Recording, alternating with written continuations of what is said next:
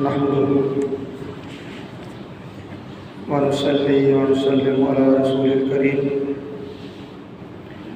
أما بعد أعوذ بالله من الشيطان الرجيم بسم الله الرحمن الرحيم وأذن في الناس بالحج يأتوك رجالا وعلى كل ضامر يأتين من كل فج عميق صدق الله العظيم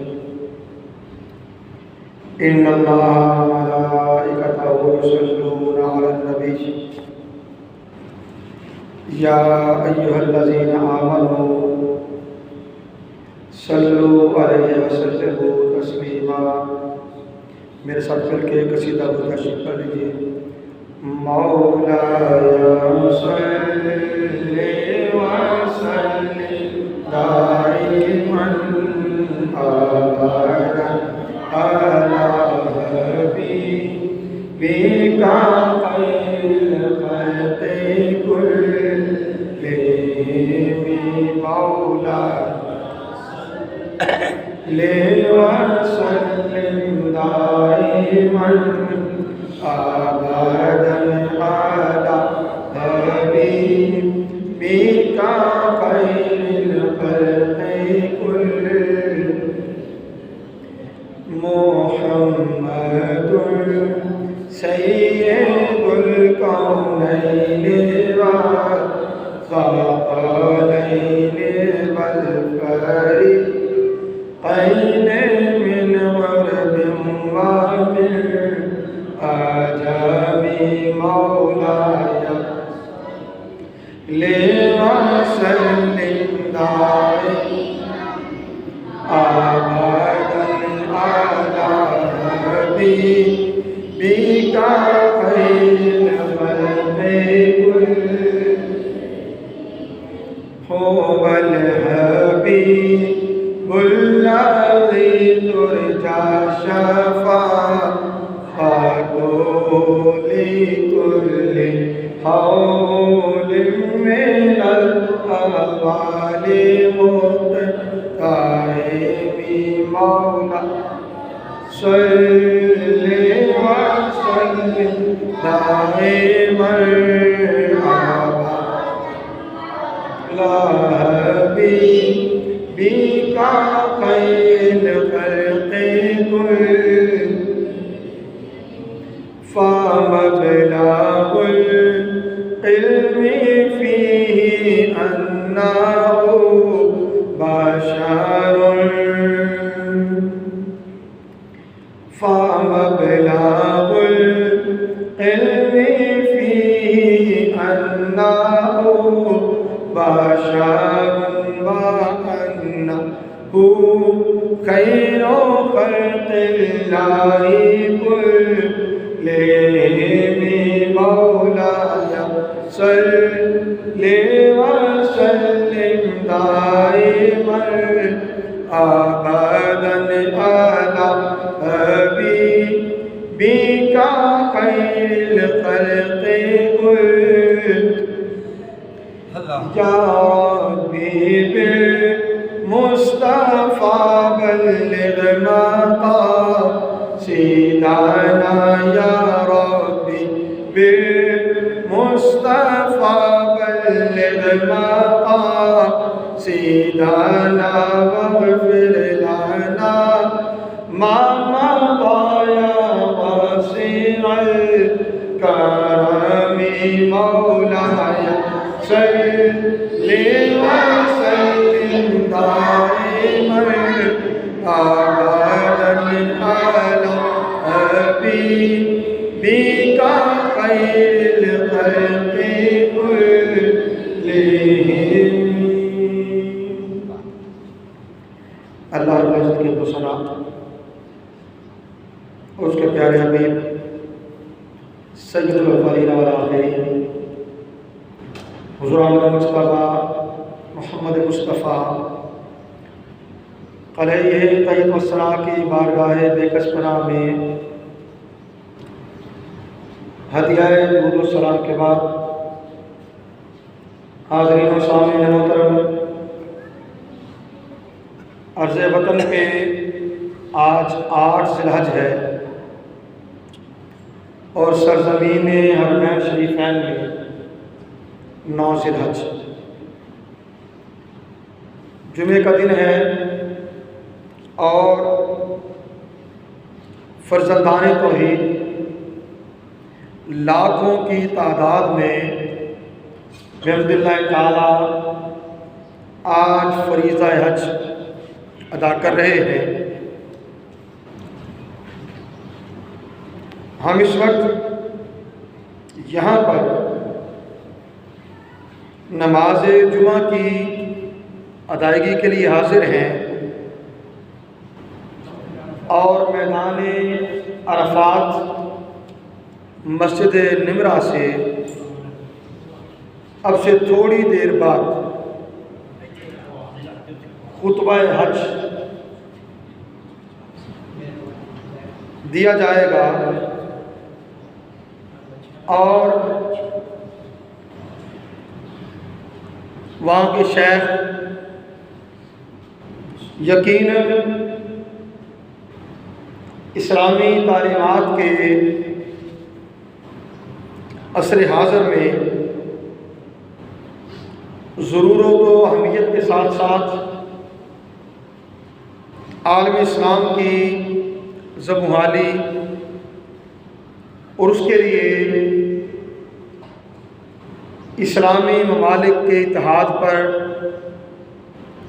امت مسلمہ کو بیدار کرنے کے لیے اپنی ذمہ داریاں ادا کریں گے۔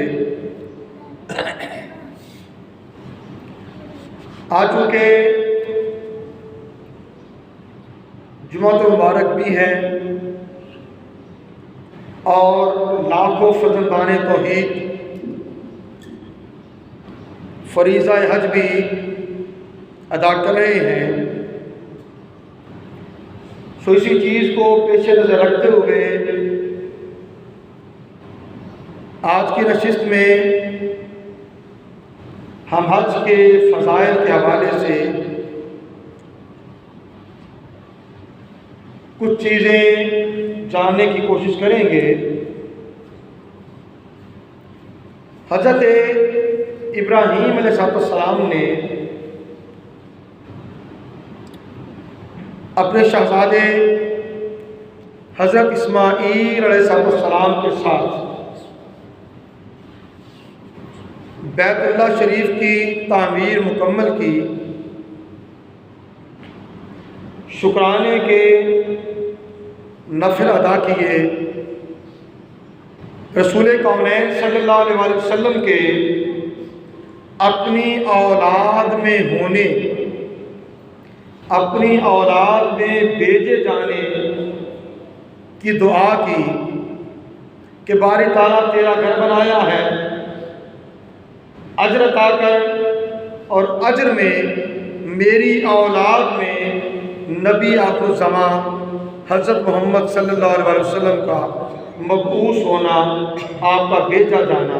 وہ لکھ دے۔ اللہ تعالیٰ نے دعا کو قبول فرما لیا اور رسول کونین صلی اللہ علیہ وسلم حضرت ابراہیم علیہ السلام کے فرزند حضرت اسماعیل علیہ السلام کی اولاد سے پیدا ہوئے، مبعوث ہوئے، بھیجے گئے اور خاتمیت نبوت کا تاج سر پہ سجائے تا دام قیامت اس شرف کے ساتھ مبعوث ہوئے جسے اللہ تعالیٰ نے ما کان محمد ابا احد من رجالکم ولکن رسول اللہ و خاتم النبیین کہہ کر قرآن حکیم میں ارشاد فرما دیا۔ اب قیامت تک نہ کوئی نبی آئے گا، نہ کوئی رسول آئے گا، محمد مصطفیٰ صلی اللہ علیہ وسلم کے دین کا پرچم سر بلند رہے گا، اسلام اللہ کے پسندیدہ دین کے طور پر شرف قبولیت پا چکا، اسلام کی تکمیل کا اعلان آج ہی کے دن میدان عرفات میں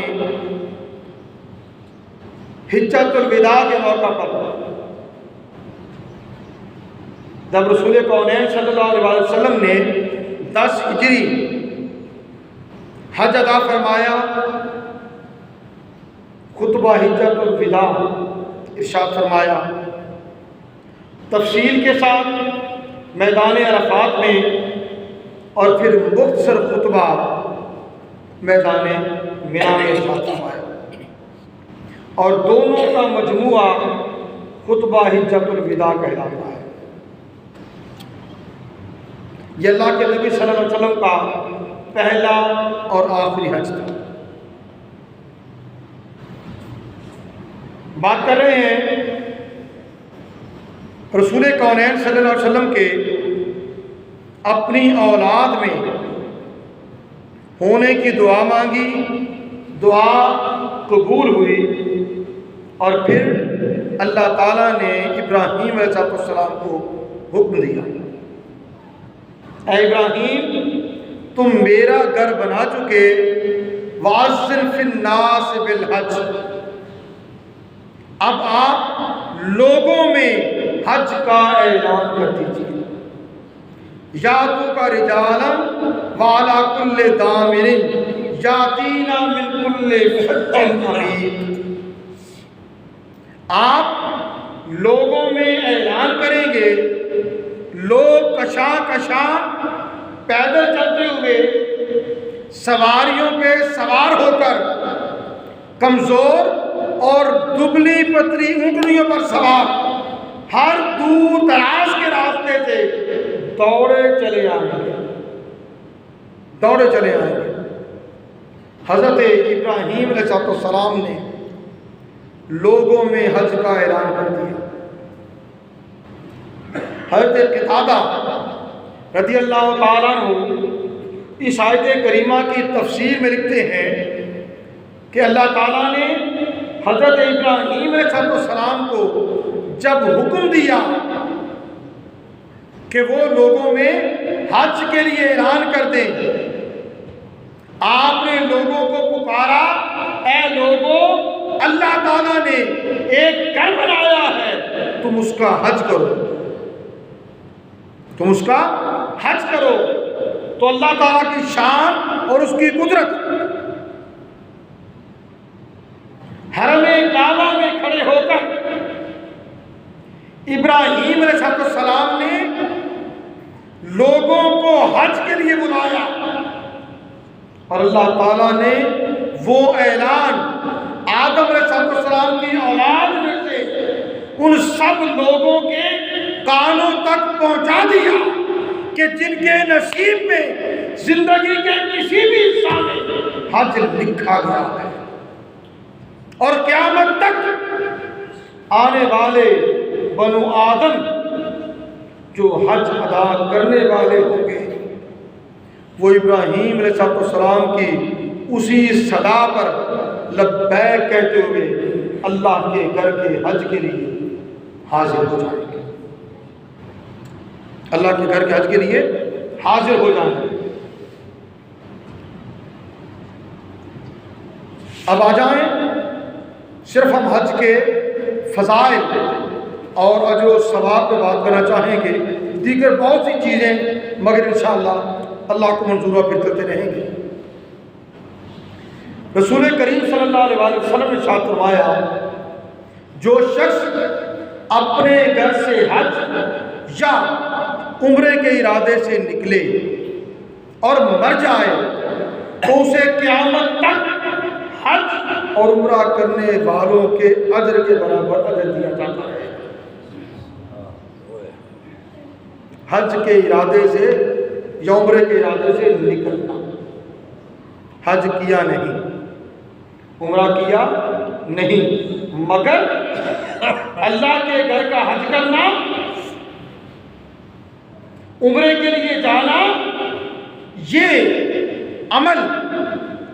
فی نفس ہی اللہ کی بارگاہ میں اتنا مقبول ہے کہ نیت اور نیت پر عمل کے ارادے سے گھر سے نکل پڑنا۔ آگے اسے موت آ گئی، کوئی اور سبب بن گیا، وہ حرم کعبہ نہیں پہنچ سکا، اللہ تعالیٰ اسے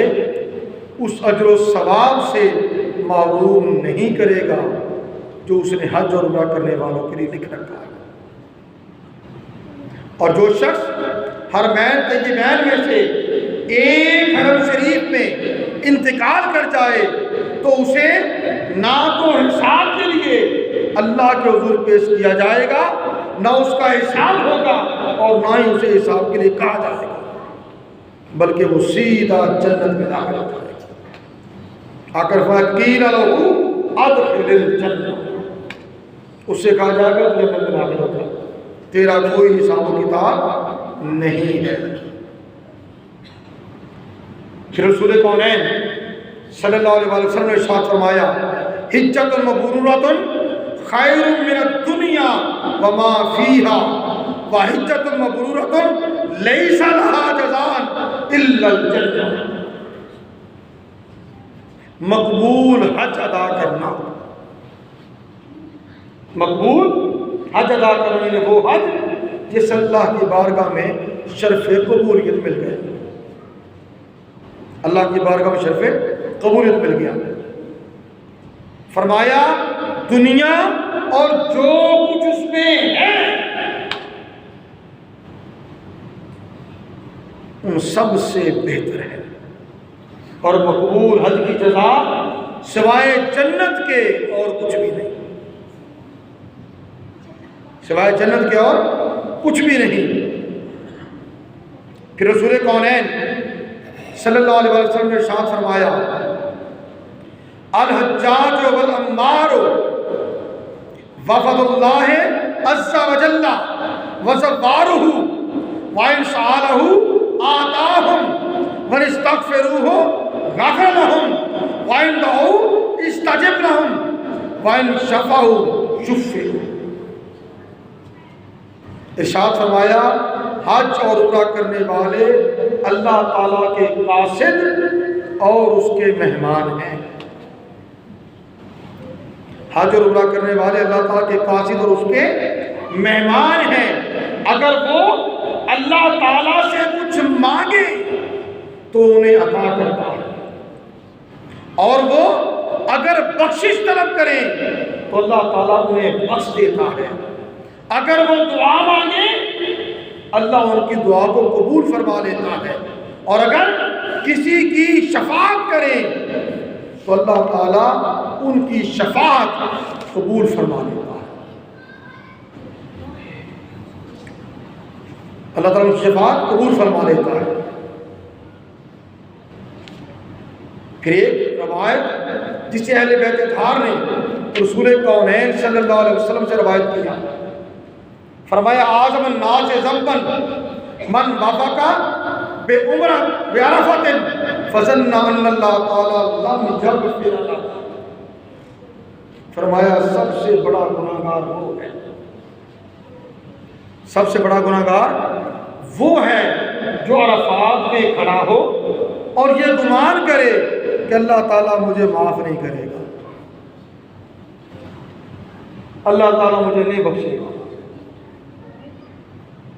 بات سمجھنے کی ہے، عرفات کا میدان ہو، حج کے لیے کوئی شخص گیا ہوا ہو، حج کے لیے کوئی شخص گیا ہوا ہو اور اس کے ذہن میں اللہ رب العزت کی نسبت اچھا گمان نہ ہو، اچھا گمان نہ ہو، تو اب حدیث پاک میں اللہ تعالیٰ کے عمل کی نسبت نہیں کہا گیا، بلکہ اس شخص کے گمان کی نسبت کہا گیا کہ اس نے اللہ سے یہ گمان کیا کہ مجھے اللہ تعالیٰ نہیں بخشے گا۔ فرمایا وہ بڑا گناہگار ہے، وہ بڑا گناہگار ہے۔ میرے گھر کا طواف بھی کر لیا، میری بارگاہ میں حاضر بھی ہو گیا، اور میری نسبت اچھا گمان بھی نہ کر سکا، میری نسبت اچھا گمان بھی نہ کر سکا، جب اللہ تعالیٰ کی شان کیا ہے۔ رسول کریم صلی اللہ علیہ وسلم نے فرمایا، اللہ تعالیٰ ارشاد فرماتا ہے، انا عند ظن عبدی بی، کہ میں اپنے بندے کے گمان کے قریب ہوتا ہوں، جو گمان وہ میری نسبت کرتا ہے، وہ میرے بارے میں جو گمان کرتا ہے میں اسی کے مطابق سلوک کرتا ہوں۔ تو اللہ کی نسبت تو معافی مانگنے والے جو باتیں کر کو چلے جویری، آپ کی نسبت یہ بیان کیا جاتا ہے کہ آپ کے آستانے پر ایک شخص آیا، بڑا گناہگار تھا، اور اس نے آ کر توبہ کی،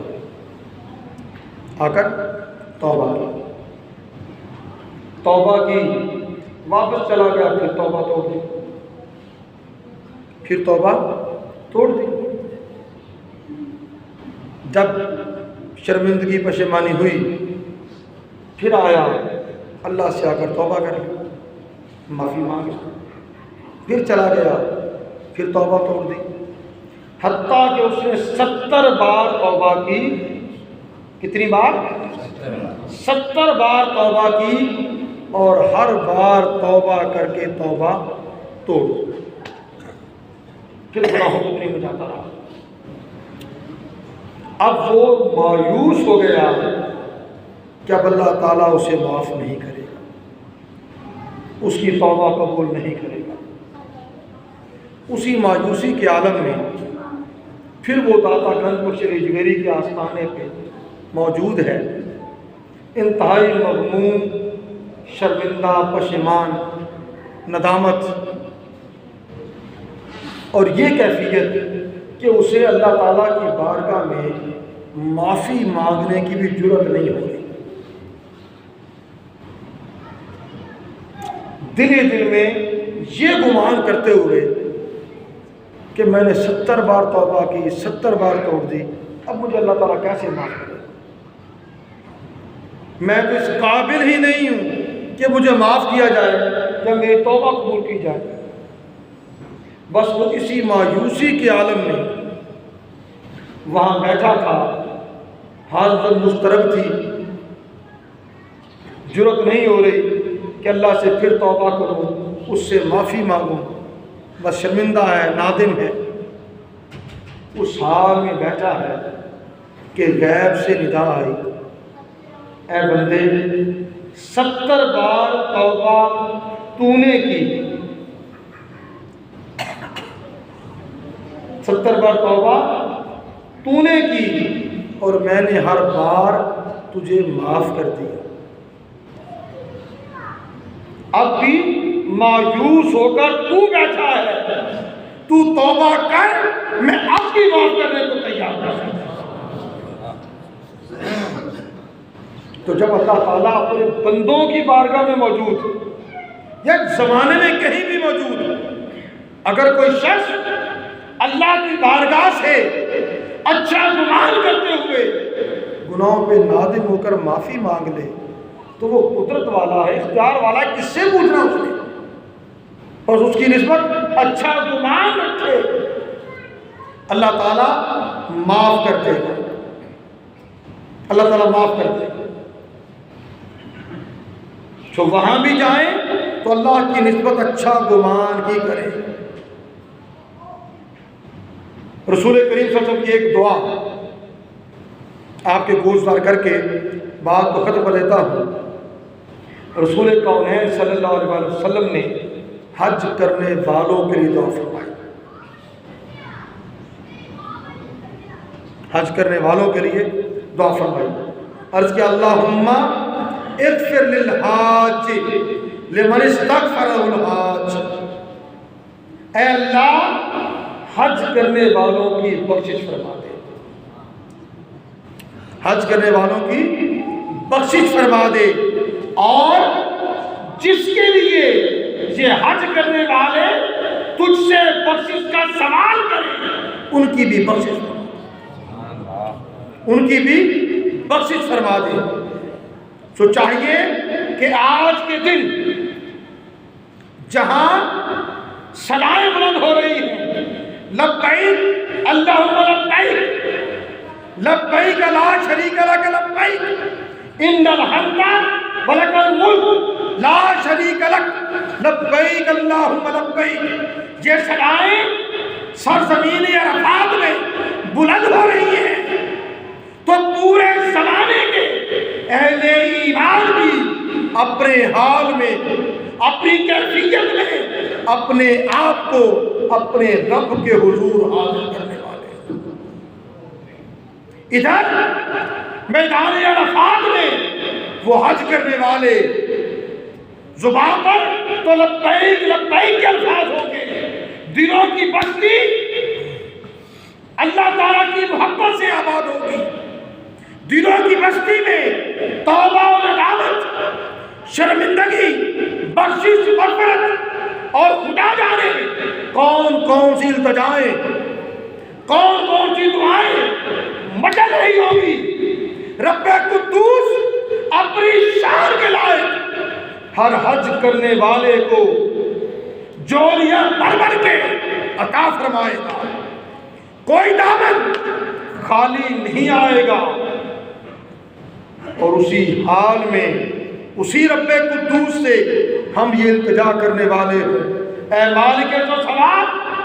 جنہیں تو نے توفیق دی وہ تیرے گھر بھی آئے اور آج میدان عرفات میں حاضر بھی ہیں، لبیک لبیک کی صدائیں بھی دے رہے ہیں۔ اے مالک تو ان کا حج قبول فرما، انہیں بخش دے، وہ جن کے حق میں دعا کریں تو انہیں بھی بخش دے۔ اور اے مالک ارض و سما، تیرے گناہگار بندوں میں ہم بھی ہیں، تیرے عاجز بندوں میں ہم بھی ہیں، تیرے بدعمال بندوں میں ہم بھی ہیں۔ مولا پوری ندامت ہے، شرمندگی ہے اپنے اعمال پر، مگر تیری نسبت اچھا گمان کرنے والے ہیں، تجھ پر اعتماد کرنے والے ہیں، تجھ پر بھروسہ کرنے والے ہیں، اور تیری ہی دہلیز پر تیرے حبیب کا وسیلہ پکڑ کر تجھ سے معافی مانگتے ہیں۔ معاف فرمانے والے معاف فرما دے، عطا کرنے والے عطا کرتے ہیں، شفائیں دینے والے شفا عطا کرتے ہیں، تنگ دستوں کو وسعت دینے والے تنگ دستیاں دور فرما دے، رزق میں وسعت دینے والے رزق میں وسعت عطا کرتے ہیں، پریشانیوں کو دور کرنے والے پریشانیوں کو دور کر دے۔ اے ہر طرح کے دکھ سے، علم سے، تکلیف سے نجات دینے والے، دنیا و مافیا کی تکالیف سے، دکھوں سے ہمیں دور کر دے اور ان تکالیف کو ہم سے دور کر دے۔ اپنے لیے بھی دعا کریں اور اپنوں کے لیے بھی دعا کریں۔ اللہ تعالیٰ ہمارے ہاتھ میں کرم فرمائے اور ہمیں توفیق عطا کرے کہ ہم سچے اور سچے دل کے ساتھ جب بھی اپنے مولا کے گھر میں حاضر ہوں، عاجزی ان کے ساری، بندگی ہمارا لباس، اور ہماری زندگی کا اوڑھنا بچھونا ایک بندے کی بندگی کے ساتھ ڈر جائے، اور طبیعتوں سے، مزاجوں سے غرور، تکبر، گھمنڈ، ناز، نخرے، انانیتیں، یہ سارے بت ٹوٹ جائیں، خود پسندی کے بت ٹوٹ جائیں، غیظ و غضب کے بت ٹوٹ جائیں، ناراضگی اور غصے کے بت ٹوٹ جائیں۔ وما علینا الا البلاغ۔